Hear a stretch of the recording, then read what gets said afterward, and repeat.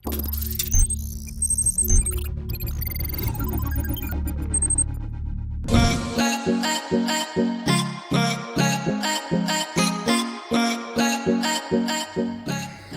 started the subcompact SUV trend with the EcoSport, Ford had to innovate as new rivals entered the segment. The Freestyle was a step in that direction, and we were left impressed with its driving dynamics last time around. Now, Ford has added a new top-spec flare variant to that Freestyle range, which looks more vibrant. It becomes so important for something like the Freestyle to maintain its freshness. And all these red accents and piano black treatment you see on the outside is actually Ford's attempt to save it from looking dated and make it look cool and snazzy. Well, Ford has managed to pull that off quite well, but we would have expected it to consider a set of projector beam headlamps.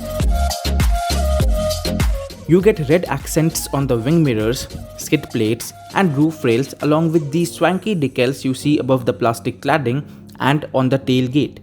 But what's the story when you get inside the car? The cabin gets generous splashes of red accents too. You see them on the door armrests. There is red stitching on the black and grey fabric seats, and of course you can't miss this flare badging. And that's about it. It remains pretty much the same, but we have to say, it looks pretty good on the all-black cabin.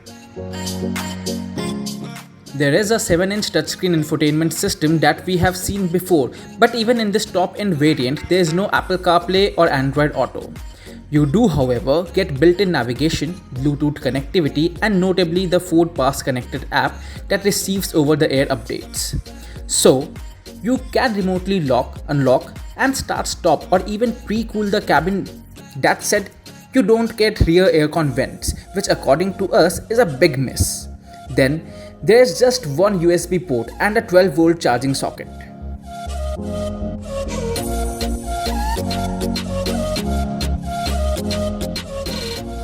So what's this BS6 Flare is like to drive? So the new age Ford cars, they have never disappointed us when it comes to driving dynamics, and the Freestyle is no different. The steering is well weighted up at higher speeds and you feel connected at most of the times.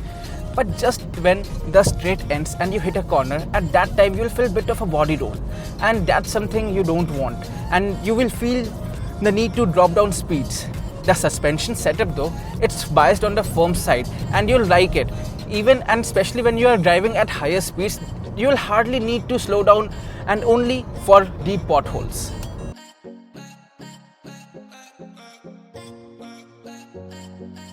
So it strikes a good balance between city driving in traffic and highway cruising, more so as the steering feels light and easy in the city and offers reasonably good feedback while driving in a spirited manner.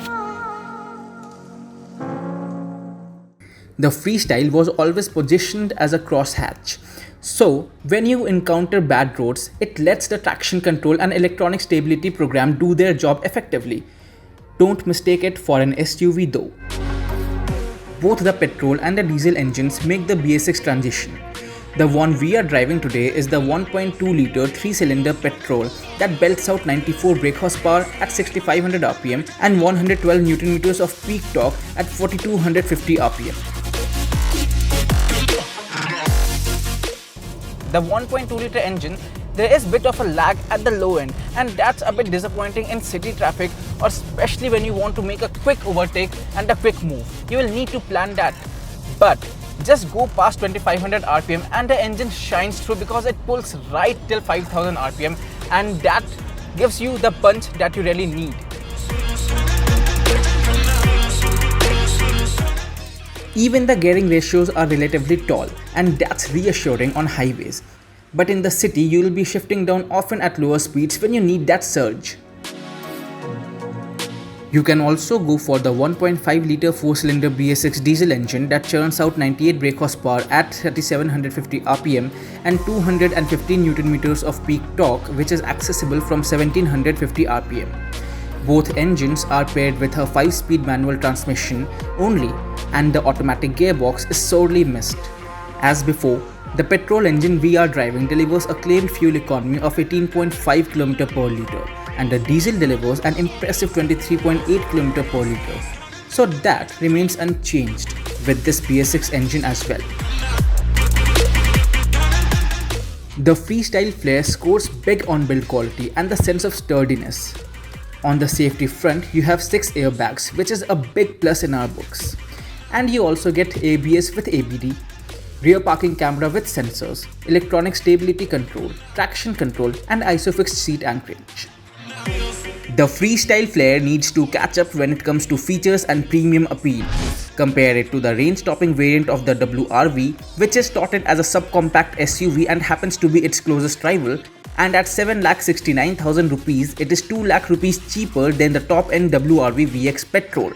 And at 8,79,000 rupees, it is 2,20,000 rupees more affordable than the top-of-the-line WRV VX Diesel, which makes it a great option to buy.